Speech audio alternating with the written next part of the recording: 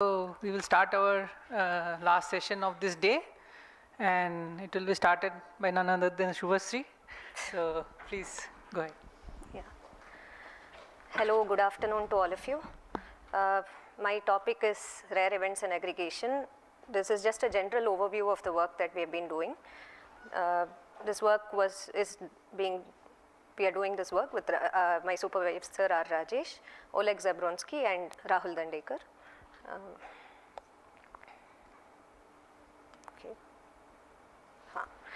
Okay, so cluster aggregation. It is a phenomenon where you have two clusters of different masses which come together and aggregate to form a bigger mass with some certain rate.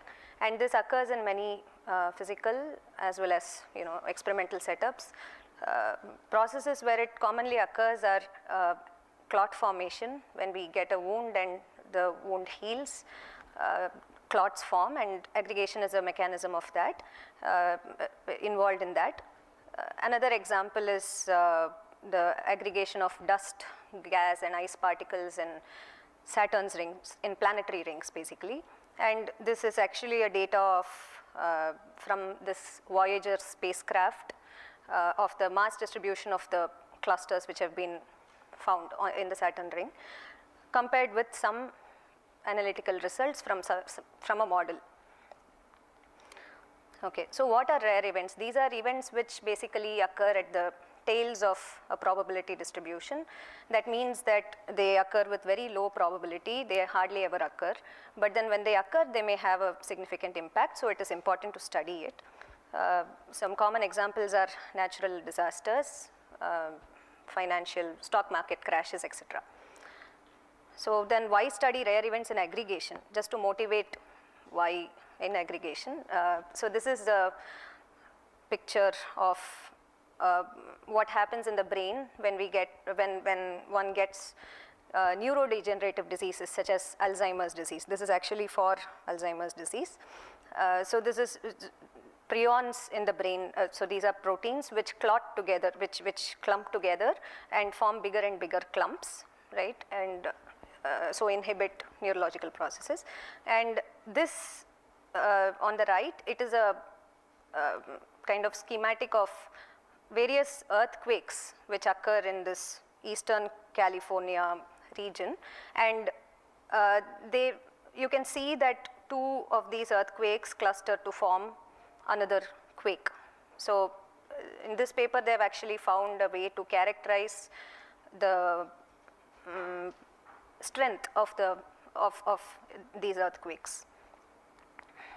Okay, so but from a more academic point of view, usually aggregation has been studied since a long time, from the time of Smoluchowski in 1917, when he postulated a differential equation for the mass distribution of various clusters.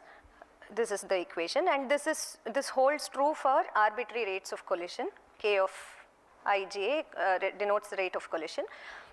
But then the thing is, it's not easy to really solve this equation. First of all, it gives only the typical mass distributions, that is on an average what does the system do.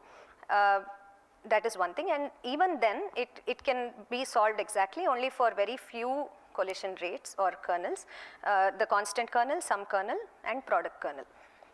So there is a lack of results for atypical events also in aggregation. Atypical, when I say atypical, they are rare events. So the model, I'll just briefly go through the model. It's just that we start with m particles of unit mass, and in each collision a coagulation event occurs, an aggregation event occurs. So here this first bubble has m particles of mass 1, 1 plus 1 is 2, so that's what is shown here, and then you have particles of mass 1 and 1 particle of mass 2. So multiple collisions, either 1 plus 1 can go to 2 or 1 plus 2 can go to 3. So as the number of collisions increases, the number of possibilities also increases, right? And the number of clusters of course reduces by 1 after each collision, and in this whole process the total mass m is conserved. So the main question we are asking is this: if we just fix the initial condition and say that we are starting with m particles of mass 1 initially, the system will follow the pink line. So what I am plotting here is number of n of t, number of clusters with respect to time, okay, that follows a certain trajectory, which is the pink trajectory.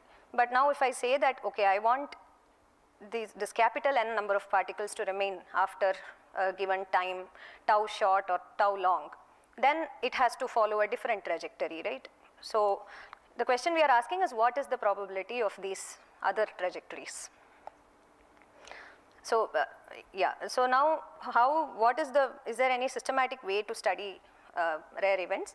So analytically, a very popular and concrete method is the large deviation theory.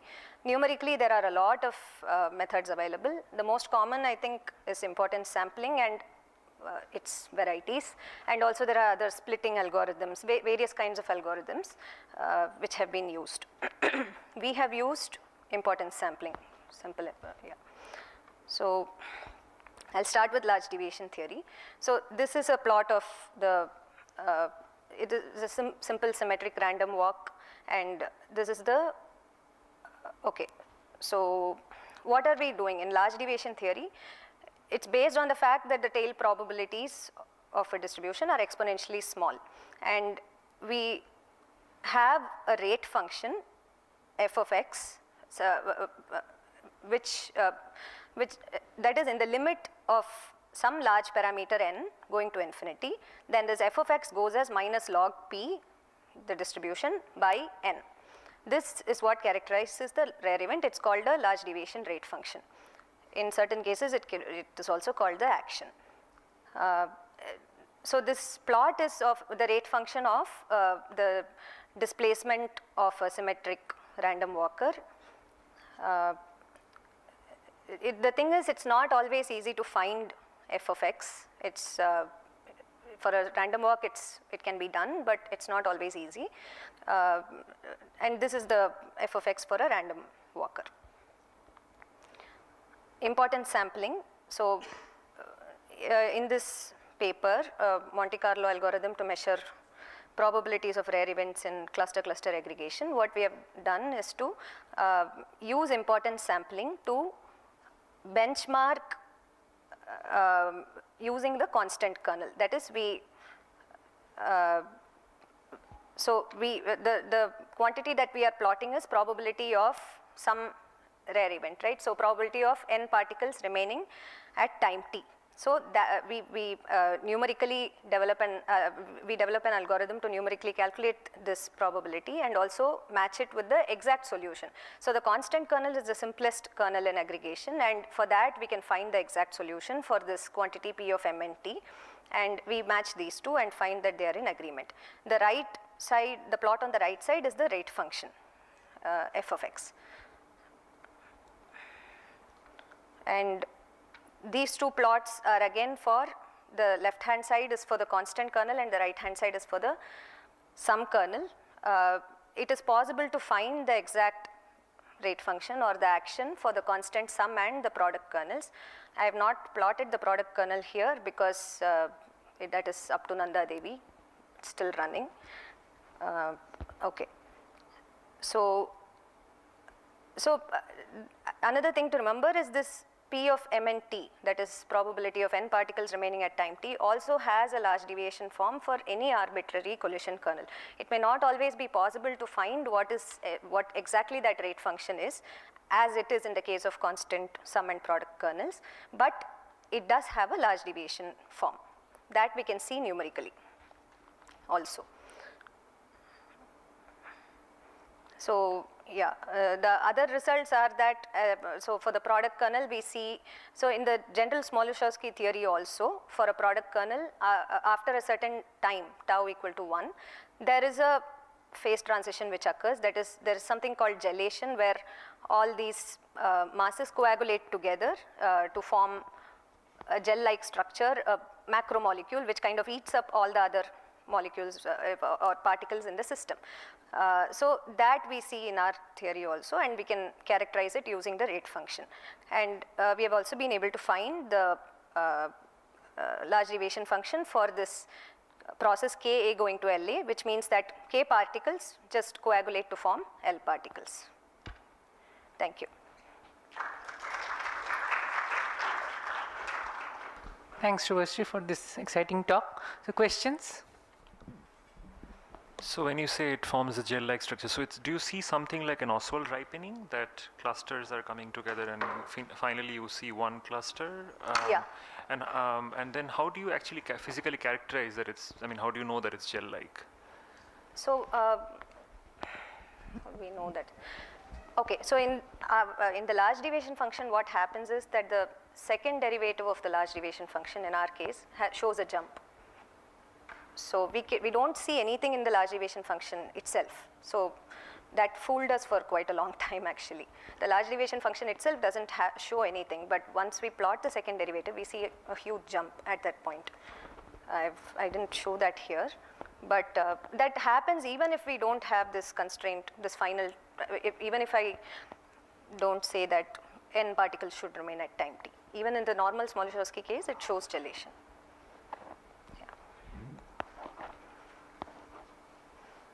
Any more questions?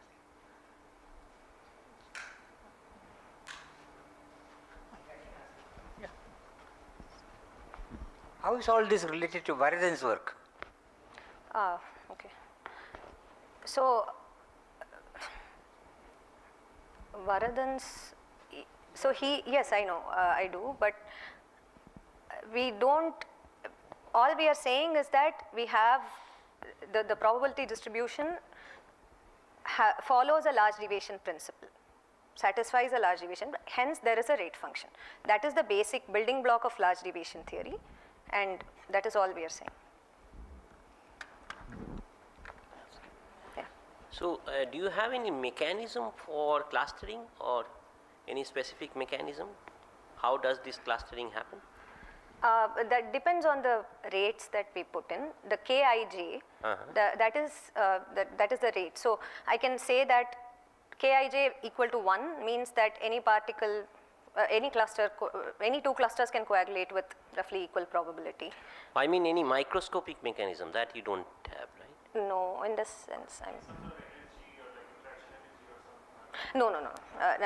Everything comes with only in the cluster, in the Kij. Okay. Yeah. Thanks, Shubhasri. Thank you.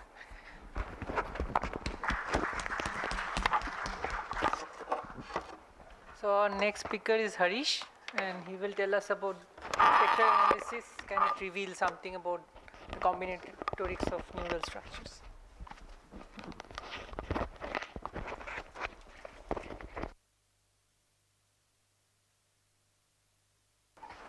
Okay. Let's start. Okay, so hi, I'm Harish. I'm working with Sitabra Sinha on neuronal networks in the field of computational. I'm not audible? The mic is on, right? Oh, it's the. Just give me a minute. Am I audible? Is it better? Okay. Okay, so I mainly work on the application of network science and spectral analysis in computational neuroscience. So I mainly work with this worm, the nervous system of this worm called C. elegans. It's a very ideal system to study because there are only 300 neurons, so it's computationally tractable. There are 6,000 chemical synapses, and we know very well what these neurons are, what the morphology of these neurons are, what the differentiation stages, cell lineages, positional information. We have a lot of information about the connectivity. So a natural question that people tend to ask in this field is, if you're given the structure of this particular worm, how can you infer the function from the structure? Can you say anything about the behavior of the worm just from the neuronal wiring? So some of the functions that we hope to capture are listed here. So for example, this worm has very distinct behavioral patterns of locomotion. It has very controlled propagation in the forward and backward direction. There are very distinct sinusoidal body movements. You also have these very sharp turns called omega turns, which they utilize to avoid certain harmful toxins. There is also a lot of plasticity learning based on experience, and it has the ability to sense a lot of chemicals, electric field, thermal gradients, so on. So we are turning this problem into a problem of network science. So the nodes here correspond to individual neurons, and the directed edge corresponds to chemical synapses between these neurons. So I guess we are familiar with the adjacency matrix. It's a matrix which captures the connectivity of the topology. So if the entry is 1, it corresponds to the column index and the row index, the neuron corresponding to the row and column index being connected. If it's 0, it means they're not connected. But mainly we'll be focusing on the out degree Laplacian of the network, which is basically the adjacency matrix, but the diagonal entries are the negative of the out degree of the neurons. So it's useful to think about diffusion processes when we're thinking about the Laplacian. So the decay term in the diagonal terms correspond to decay in a diffusion process, and the contribution of the neighbors is captured in the off-diagonal terms. Just to drive the point, we can actually gain a lot of information by looking at the Laplacian. So the number of 0 eigenvalues of the Laplacian tells you about the number of connected components in the network. So for example, the network shown in the corner, there are 6 isolated fragments, and if you calculate the eigenvalues of the eigenspectra of the Laplacian, you would find 6 0 eigenvalues. And the timescales associated with the eigenmodes, which describes the activity on this network, has a persistent timescale which is inversely proportional to the eigenvalue. So we can look at the smallest positive eigenvalues, and those eigenvectors have a much bigger contribution in the dynamics. So for example, if we look at something like a directed cycle, we see that the eigenmode corresponds to different waves defined over the domain of different frequencies, and the higher frequency eigenmodes, they decay much faster. They're associated with larger eigenvalues. So this is very much in line with our understanding of diffusion process. You do a Fourier transform, you see that the higher frequency mode, they tend to decay fast. If you are given something like a linear chain, you can figure out which nodes correspond to source-like behavior and which nodes correspond to target-like behavior by looking at the principal eigenmodes and the eigenmodes that follow.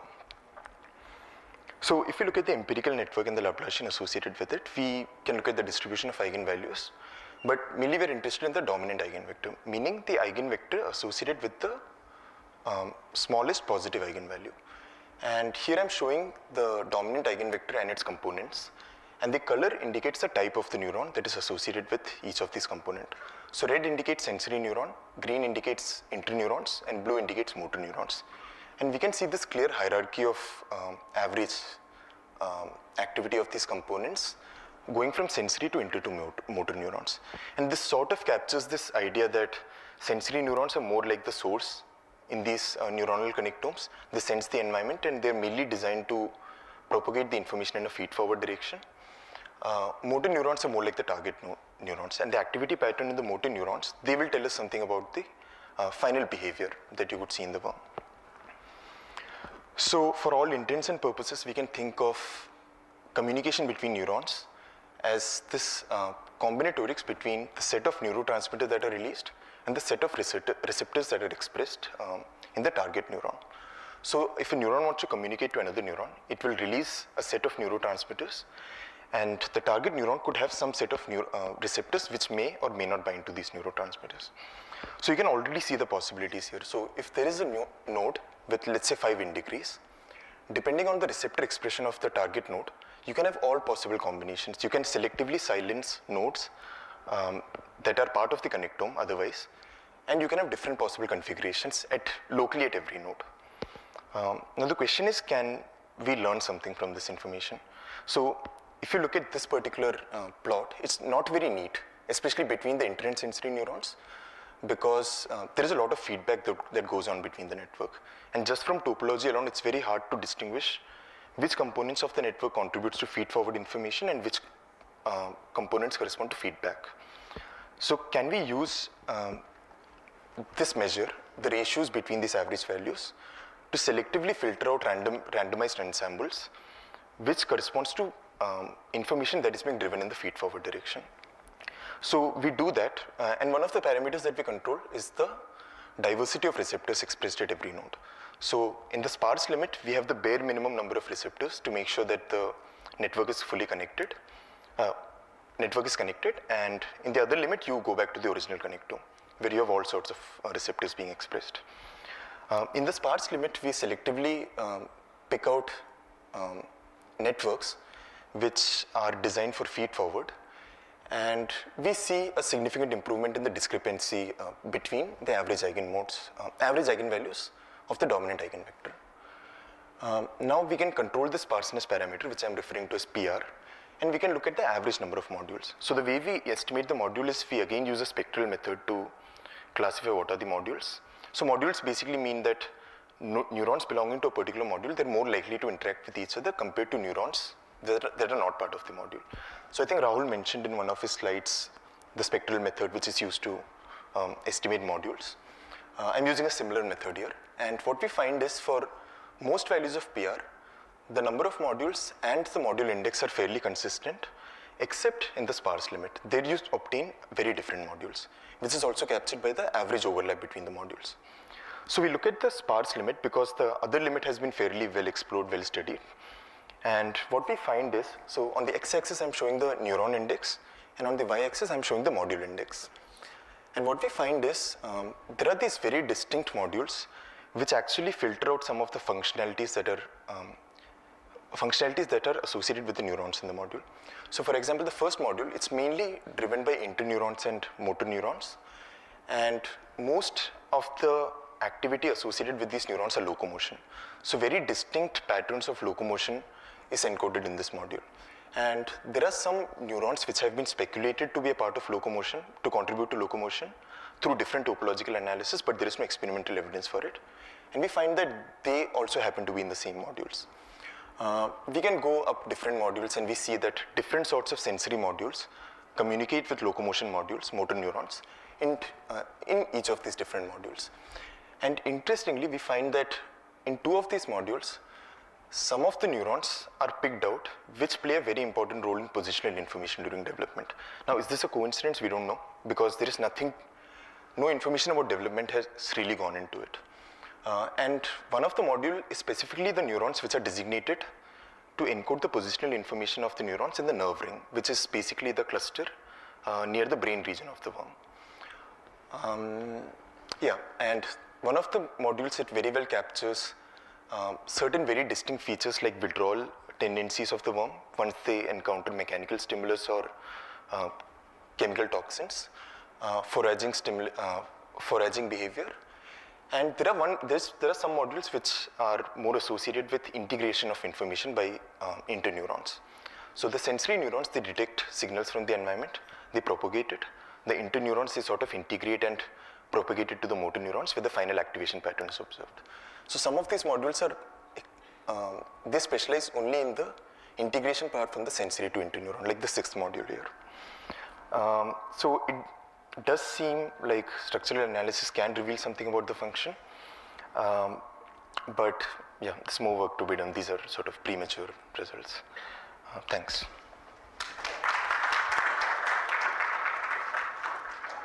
Thanks, Harish, for this fascinating talk. Questions, please?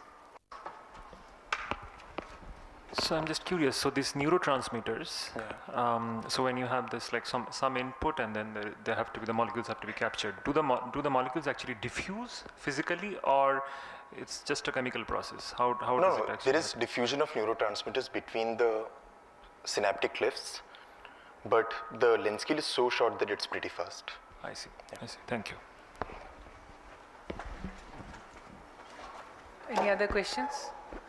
So I had one question. So when you do this spectral analysis, you are some way like writing it in a matrix form, and something is block diagonalizable here, this matrices. So you have these modules. I can think of it as a block diagonal form of a matrix, right? Yeah, correct. And then what guarantees, are there any symmetries that guarantee that your matrix become block diagonalizable? So there are some results which I haven't shown here. Okay. So in the sparse limit, you do see very distinct discrete eigenvalues. So you have very distinct spectral gaps when you go to the sparse limit. And there are some papers which tries to argue that if you have these sort of features, these are essentially the consequence of certain cycles and chords existing between the cycles.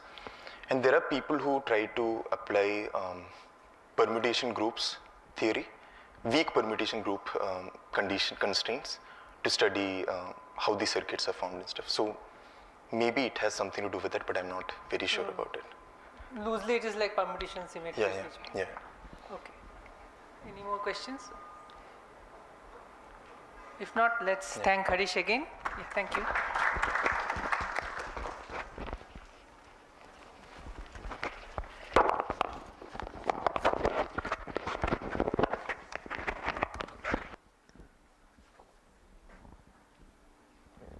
So our next speaker is Vel Murugan, and he will tell us about existence of element-wise invariant vectors in representations of symmetric groups.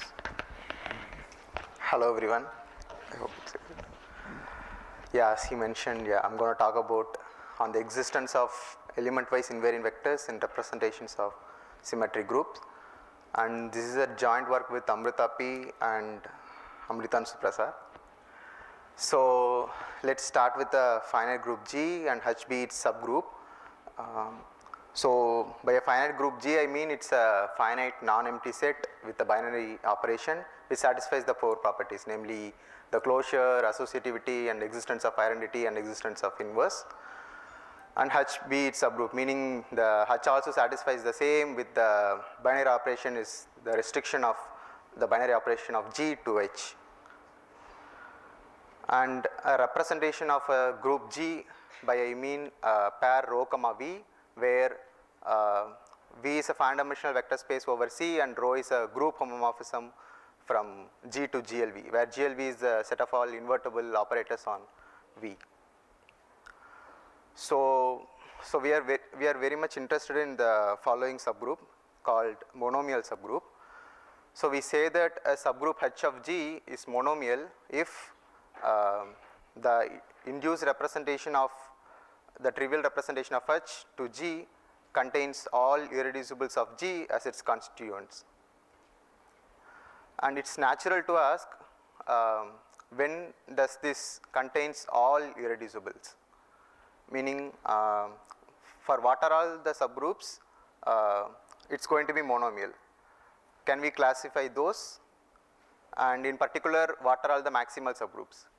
One can easily notice that the last question actually answers the remaining two as well, just by the relation on the induction. So where to start? As we all know by Cayley's theorem, every finite group is isomorphic to a subgroup of the symmetric group Sn for some n. So it's very natural to start with the symmetric group. Before that, let me talk about a very related work of Sheila Sundaram, who considered instead of all subgroups, the subgroups which are centralizers of some permutation. She considers those specific subgroups, and she has classified what are all the centralizers which are also monomial subgroups, and those correspond to partitions mu which has at least two parts and all parts are odd and distinct. And she also calls the conjugacy classes corresponding to those partitions as global conjugacy classes. Thus she is able to characterize all global conjugacy classes of Sn, and it's actually wide open for An, meaning classifying all global conjugacy classes. So let me talk about what we have done on this symmetric group. So we have considered all cyclic subgroups of Sn, and we are going to see, we are going to try what are all the cyclic subgroups of Sn which are monomial subgroup. So we use a method of Sheila Sundaram and some induction with, let me be more precise. So we basically use this induction of C mu to Sn.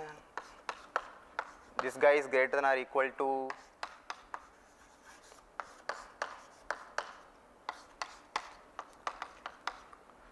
and then there is one more induction basically. So we basically use this identity and Sheila's method to classify all cyclic subgroups of Sn which are monomial subgroups. Thus, so the following partitions, the only following partitions are correspond to the monomial, not monomial subgroups, meaning the cyclic subgroups correspond to partition which is not equal to one of these are all going to be monomial. So the first one is mu, where the corresponding permutation W mu is odd permutation, and the second one is the n cycle, and the third one is the permutation correspond to the partition n minus 2 comma 2 with n greater than or equal to 5 and dot, and there are some 4 finite finite partitions. The first 3 are the only infinite family of partitions, and with this you can see almost all cyclic subgroups of the symmetric group are actually going, which are contained in AN, going to be monomial subgroup. Thus there exist many maximal monomial subgroups, but we are not still clear about what are all the maximal monomial subgroups and the combinatorial interpretation of this. And we would like to note the above theorem actually holds for AN as well. And yeah, these are all the references. The first one on the existence of tableaus with a given major modular index, that's very crucial in proving these, and the other two are the related work by Sheila Sundaram. And yeah, I used McDonald to compute many things, and the one another motivation comes from the Dipendra Prasad question, and the last one is the one which we have worked recently. Yeah, thank you. Thanks, Velu. Yeah, any questions?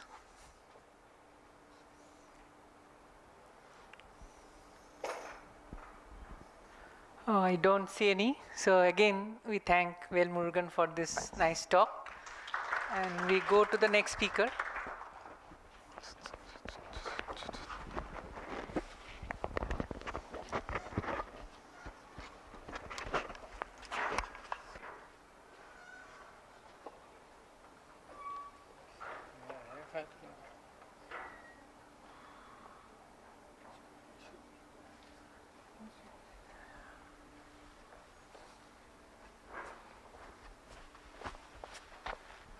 Okay, so our next speaker is Vishwajit, and he will tell us how fast a particle can escape.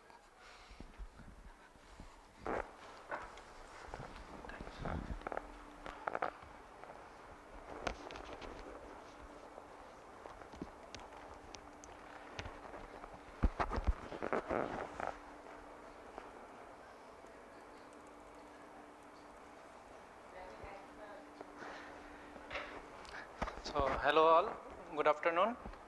I am Vishwajit Kumar, a PhD third year student working with Arnab Pal, and today I would be talking about Cramer's escape rate and applications. So, first I want to give one motivation for escape process, and I will be talking about chemical reaction. So, simply said, a chemical reaction is there are reactants and they react to form product. So sometimes reaction occur at room temperature itself, but sometimes you have to heat the reactants and then the reaction is done. So what that implies is for reaction to occur, there is a minimum energy that reactants must have, and that minimum energy is called activation energy, which is denoted by this is working, yeah, so which is denoted by a small e here. So what Cramer's found many years back, that the rate of reaction for such a chemical reaction is given by exponential of minus E over kVt, where E is the activation energy, kV is the Boltzmann constant, and T is the temperature of the medium in which the whole system is kept. So the whole system is kept in a medium, and now the whole system is kept in a medium at temperature T. So one nice example of a chemical reaction can be Michaelis-Menten reaction, where enzyme and substrate react to form some unstable product, and then finally a stable product, and the original enzyme is back in its form. So this, the whole chemical reaction can be thought of as a escape process, and here is how. So we can think of it as a escape of reactants to form product. So the reactants has escaped through this some kind of barrier, and it has formed products. With this motivation, I will move to the Kramer setup and the escape rate.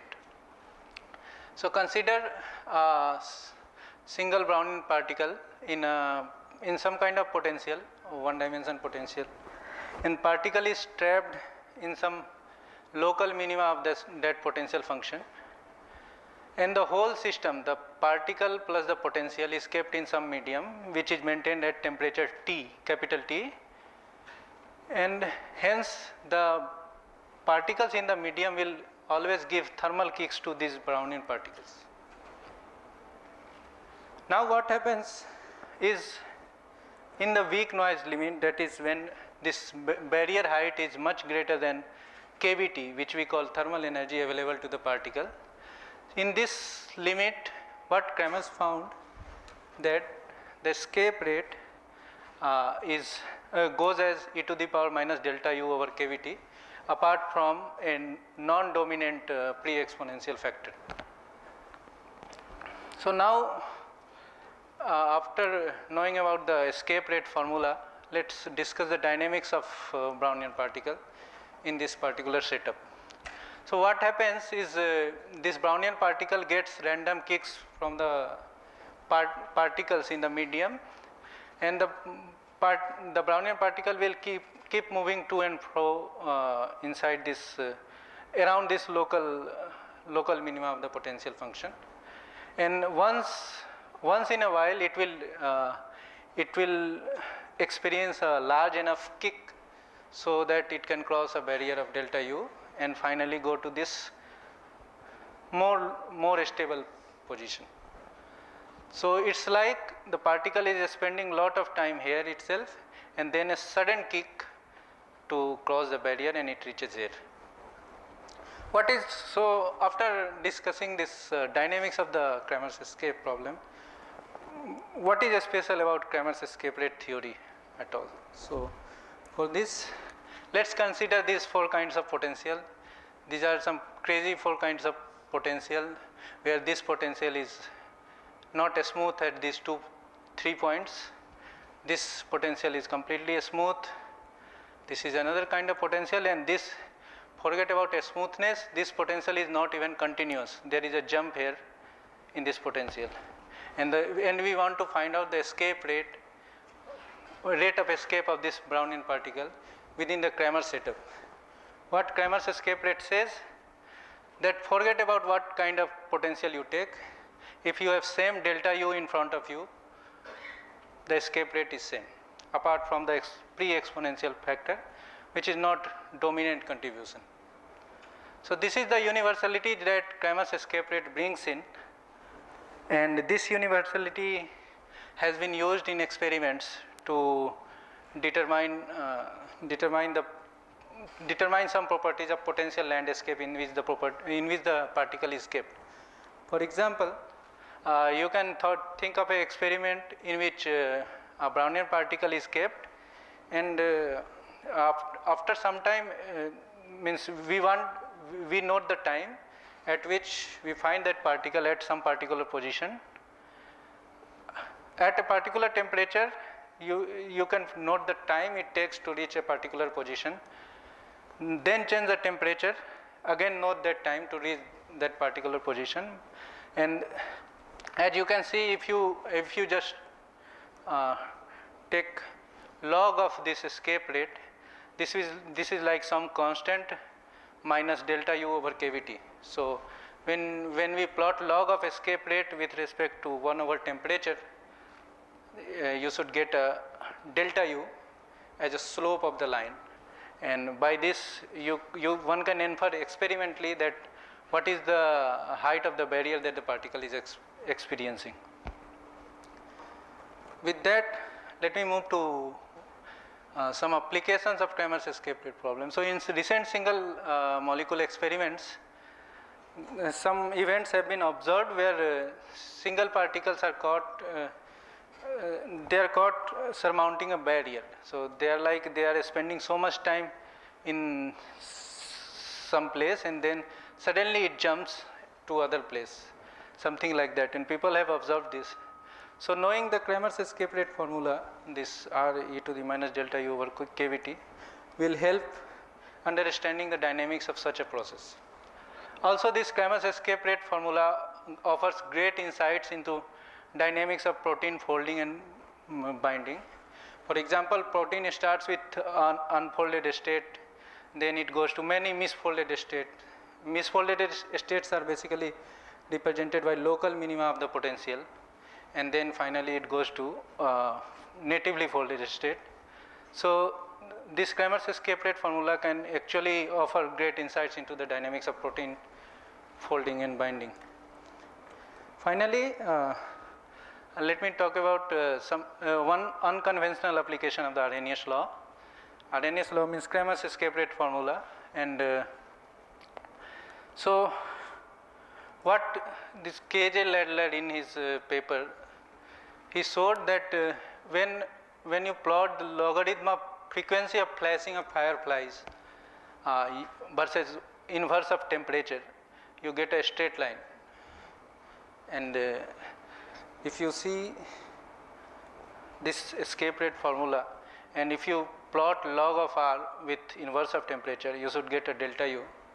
So that suggests that this frequency, logarithm of frequency of flashing of fireflies, the frequency of flashing of fireflies actually follow Arrhenius law. And why it follows Arrhenius law? Because of the following reason, that there is a chemical reaction, biochemical reaction occurring inside fireflies. That biochemical reaction produces light, and then this biochemical reaction actually has to cross a activation energy, and this activation energy basically is the energy barrier written here, 12.2 kilocalorie per mole. And when it crosses, since it's completely thermally assisted process, this can be given by Arrhenius law.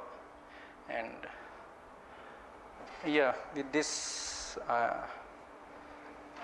I will stop. Thank you. Thanks, Vishwajit, for this very exciting talk. So, questions?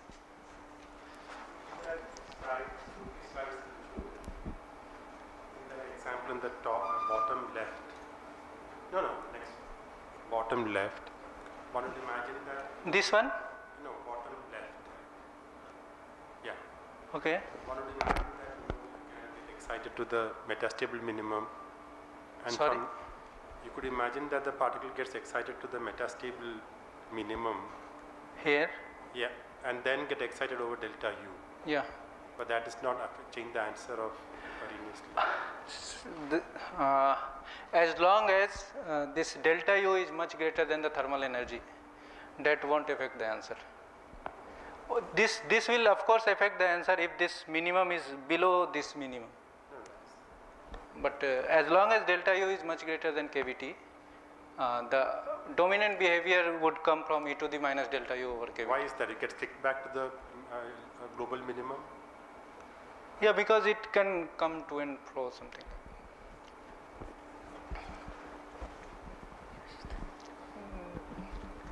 So here you are not concerned about the time it takes for the kick, right? No. We are basically concerned about the total time, the time it moves around this local minimum plus the time it takes to jump. It turns out that it has been proved that this time it takes to jump, just that transition state is very small. So irrespective of what potential you use. Yes, irrespective of what potential. I am very curious. So you are telling this, these are all rare processes, right? Because it Yes, requires these are rare processes. Yeah, but then how do you relate it with the fireflies blinking? Because that is not a very rare process, right? So as I said that fireflies flashes light and that light has to be produced by some biochemical process that is happening inside the body of the firefly. And then for that reaction to occur, the reactants which are there, I don't know the name, that reaction has to overcome a barrier, and that barrier actually is high enough that is making this process But firefly rare. usually shines quite a lot during like if you just leave it. It's not a rare process.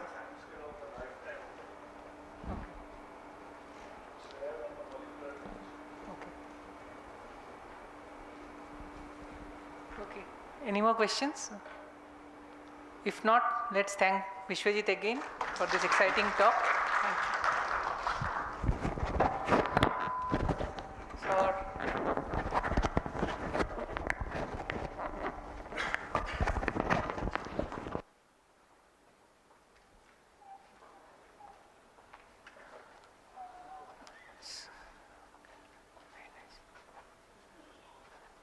So, So our next speaker is Siddheshwar Kundu, and he will tell us about saturation theorem for Littlewood-Richardson coefficients.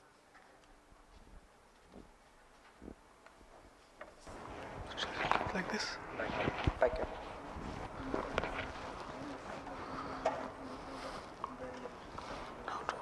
This is for what, right?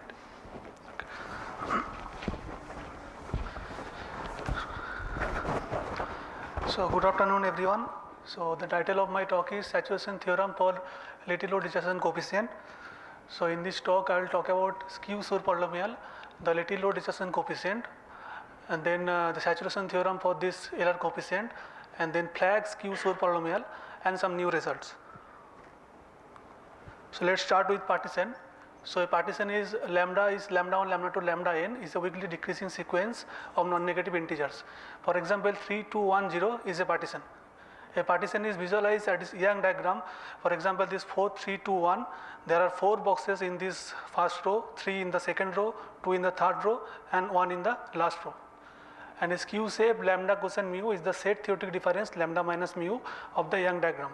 So if we consider this 4, 3, 2, 1, quotient 2, 1, then we remove 2 boxes from the first row and then 1 boxes from the second row. The next thing is this semi-standard tableau. So a semi-standard tableau of shape lambda quotient mu is a filling of the skew diagram lambda quotient mu with the entries 1 to n, which is weakly increasing along rows and strictly increasing along columns. For example, this is a skew tableau of this skew shape 4, 3, 2, 1, quotient 2, 1, which is weakly increasing along rows and strictly increasing along columns. And the reverse reading word of a tableau T is the word R of T obtained by reading T from top to bottom and right to left. So for this tableau, reading word will come from the top row, that is 1, 1 and right to left. So first will 1, 1 come, then 3, 2, then 3, 1 and then 4. And the weight is the n tuple T1, T2, Tn, where Ti is the number of occurrences of I in R of T. So for here weight will be 3, 1, 2, 1. So see there are 3 1s in the tableau, 1, 2, 2, 3 and 1, 4. The next thing is a skew-Shur polynomial. So for a given skew shape lambda quotient mu, skew-Shur polynomial is defined as summation over all t belongs to tab lambda mu, x1 power number of 1 in t, x2 power number of 2 in t, and xn power number of t in, number of n in t. Where this tab lambda mu in is the set of all semi-standard tableau of this shape lambda quotient mu with entries less equal to n. So if we consider this particular skew shape 3, 2, quotient 1, 0, then this tab lambda mu n 2 actually contain the following 4 tableaus. Okay, so for this skew 4 tableaus, skew-Shur polynomial will be x1 square, x2 square, then x1, x2 q plus x1 q, x2, then x1 square, x2 square, which will be equal to x1, x2 into x1 plus x2 square. Now I'll say what is symmetric polynomial. So let Sn be the set of all permutation on 1 to n, then a polynomial f of x1, x2, xn is said to be symmetric if f of x1, x2, xn equal to f of x sigma 1, x sigma 2 and x sigma n for all sigma belongs to Sn. For example, this skew-Shur polynomial is a symmetric polynomial. In the previous slide we have seen that this skew-Shur polynomial for this 3, 2, quotient 1, 0 is actually x1, x2 into x1 plus x2 square. So if we change x1 to x2 and x2 to x1, this would be same. So the next thing is that if we consider the set the S lambda over all partition lambda, then this is the Z basis of the ring of symmetric polynomial. And if we consider A is a polynomial in n variable, then that the operator Tn of Tn acting on F defined by this bi-alternate formula will be always a symmetric polynomial. For example, if we consider this monomial x1 power lambda 1, x2 power lambda 2, xn power lambda n, and if we apply Tn on this polynomial, it will be the Schur polynomial S lambda. So now we will see what is the Littlewood Richardson coefficient. So in the previous slide we have seen that any symmetric polynomial can be written as a Z linear combination of Schur polynomial. So S lambda is symmetric, S mu is symmetric, so their product also be symmetric. So it can be written as a Z linear combination of Schur polynomial. Then this Littlewood Richardson coefficient C nu lambda mu is actually the multiplicity of S nu in the decomposition. So since S lambda into S mu equal to S mu into S lambda, so these two Euler coefficients are same. C nu lambda mu will be C nu mu lambda. Okay. So now if V lambda be the irreducible multiplicity of representation of GLNC corresponding to lambda, where this GLNC is the Lie algebra of all n cross n complex matrices, then this Euler coefficient C nu lambda mu is actually the multiplicity of the V nu in the decomposition of the tensor product module V lambda tensor V mu. So from this result we can conclude that this Euler coefficient actually non-negative. So now the next question is how to compute this Euler coefficient for given lambda mu and nu. So for that we need to know what is dominant what. Say what W1, W2, Wk in 1 to n is said to be dominant if the weight of the subword W1, W2, Wt is a partition for all t between 1 and k. As an example, 1, 1, 2, 3, 2 is dominant, but 1, 2, 2, 3, 1, 2 is not dominant because the subword 1 to 2 that I mark in red, if you see the weight of this word, it is 1 to 0, which is not a partition. Now a given partition lambda 1, lambda 2, lambda n, R lambda, I define R lambda is the word 1 comes lambda 1 times, 2 comes lambda 2 times, and n comes lambda n times. As an example, R of 3 to 1 is actually 1 on 1, 2, 2 and 3. Now the thing is what is lambda dominant tableau? So a tableau T belongs to tab mu n is said to be lambda dominant if the concatenation word R lambda star RT is to be dominant. Now I can say what is how to count this coefficient. So it is called tableau model for Euler coefficient. So this is the set of all tableau T such that this R lambda star RT is actually dominant word of weight nu. For example, if we consider lambda equal to mu equal to 210, then the all semi-standard tableau of this shape are actually this 8. Okay, but there are, and these words are actually this R lambda star RT. But see this word is not dominant because if we consider the subword 1, 1, 2, 2, 2, its weight will be 2, 3, 0. That is not partition, right? So this is not dominant. Similarly, this is also not dominant, and the rest of 6 is dominant. And if we consider this word, then the weight will be 4, 2 and 0. So S 4, 2, 0 will come in the decomposition, and the next is 4, 1, 1. So 1 is 4, 1, 1 will come. And the next is 3, 2, 1, and this is also 3, 2, 1. So 2 S 2, 3, 2 will come, and so on. And now this is the classical Littlewood Richardson theorem that is for any given 3 partition lambda mu or nu, if C k nu k lambda k mu greater equal to 1 for some k greater equal to 1, then C nu lambda mu also greater equal to 1. Where k lambda means if we consider lambda is lambda 1, lambda 2, lambda n, then k lambda is k lambda 1, k lambda 2, k lambda n. Now before going to some new results, we need to understand what is flag skew tableau. So a flag phi 1, phi 2, phi n is actually n tuple of non-negative integers such that 1 less equal to phi n less equal to phi 2 less equal to phi n, and the last component will be n. A tableau is a respect flag phi if every nt in the kth row is at most phi k for all k.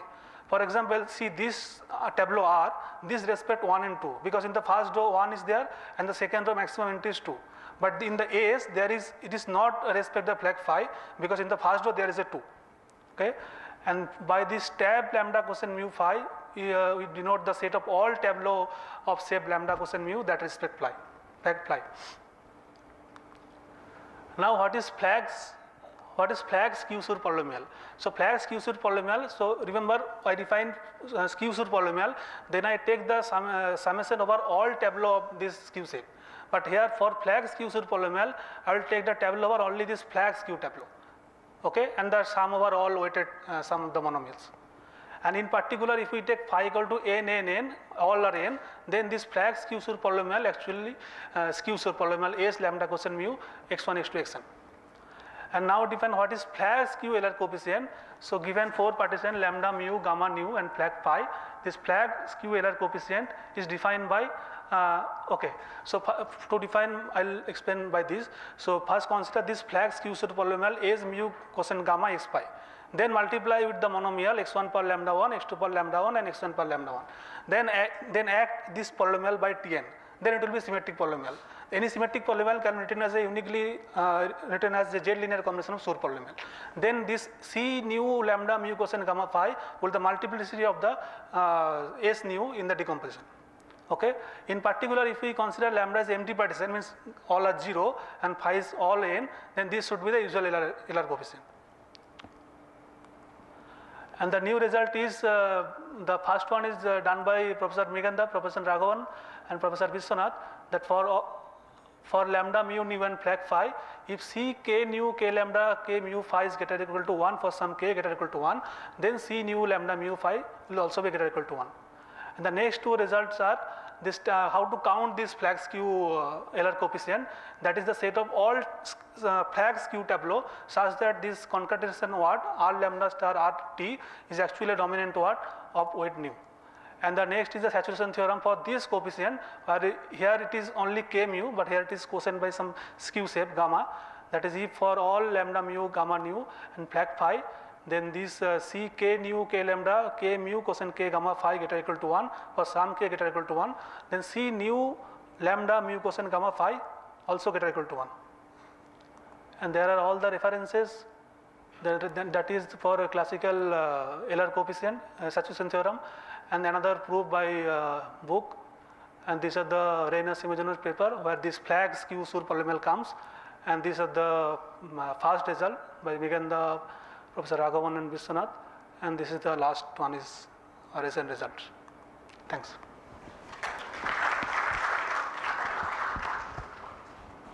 Siddheshwar, so questions? So I don't see any, so I thank again Siddheshwar for your talk, and we end the session today here. Thanks to all the audience who participated and all the speakers who gave fantastic talks about their works, and we will meet again next Wednesday on 31st at 10 a.m. Thank you.